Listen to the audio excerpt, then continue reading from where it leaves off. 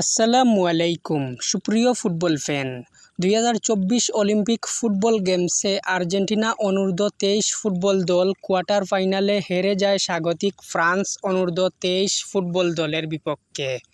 আর আর্জেন্টিনার এই পরাজয় মেনে নিতে পারছেন না আর্জেন্টিনা অনূর্ধ্ব 23 দলের বর্তমান কোচ মাসচেরানো বলেন, ফুটবলে বর্তমান সময়ে আর্জেন্টিনা বনাম ফ্রান্স ম্যাচ মানে হাড্ডাহাড্ডি লড়াইয়ের জমজমাট ম্যাচ। 2022-এ আমরা তাদেরকে হারিয়ে শিরোপা নিজেদের করে নিয়েছি। তবে 2018 সালে আমি আর্জেন্টাইন দলের হয়ে খেলেছিলাম ফ্রান্সের বিপক্ষে। সেই ম্যাচে আমরা হেরে গিয়েছিলাম 4-3 গোলের ব্যবধানে।